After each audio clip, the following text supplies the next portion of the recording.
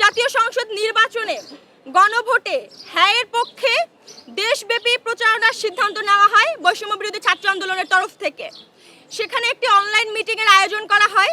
সেই অনলাইন মিটিংয়ে আমি সিনথিয়া জাহিন আয়েশা সরাসরি প্রশ্ন করেছিলাম, এত বড় বৃহৎ কর্মসূচির অর্থায়ন কিভাবে হবে।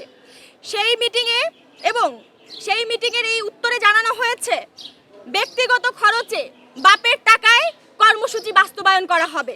আমরা বারবার জবাবদিহিতা চেয়েছি, কিন্তু প্রতিবারই বিষয়টিকে এড়িয়ে যাওয়া হয়েছে, অস্বীকার করা হয়েছে।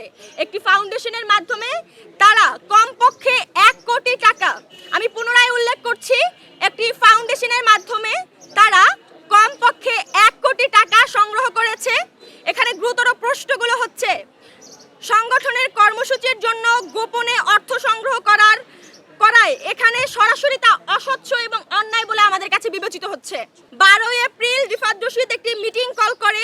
সেই মিটিংয়ের ব্যয় উপস্থাপনের পূর্বেই আমাদের মিটিংয়ে উপস্থিত সকল সদস্যদের কাছ থেকে তারা আমাদের ফোনটি জমা নেয়, যাতে আমরা কোনো ধরনের তথ্য কিংবা প্রমাণ সংরক্ষণ করতে না পারি। আমরা স্পষ্টভাবে বলতে চাই, উপস্থিত হিসাব গোপন রাখার কারণেই তা অবশ্যই অবিশ্বাস্য, অসঙ্গতিপূর্ণ এবং গোঁজামিলপূর্ণ।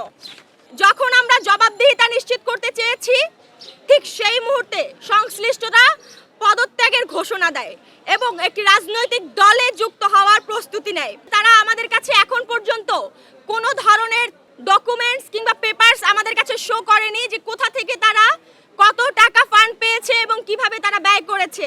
আমরা যখন জবাবদিহিতা নিশ্চিত করতে চেয়েছি, তখন সেই মুহূর্তেই সংশ্লিষ্টরা পদত্যাগের ঘোষণা দেয় এবং একটি রাজনৈতিক দলে যুক্ত হওয়ার প্রস্তুতি নেয়। এরপর তারা সংগঠনের সকলের সাথে সাংগঠনিক আলোচনা ছাড়াই কোনো বৈধ প্রক্রিয়া অনুসরণ না করেই বৈষম্য বিরোধী ছাত্র আন্দোলনের কেন্দ্রীয় কমিটিকে স্থগিত ঘোষণা করে, যেটা সম্পূর্ণভাবে অবৈধ। খবরের কাগজ, নিখাদ, নির্ভীক, নিরপেক্ষ।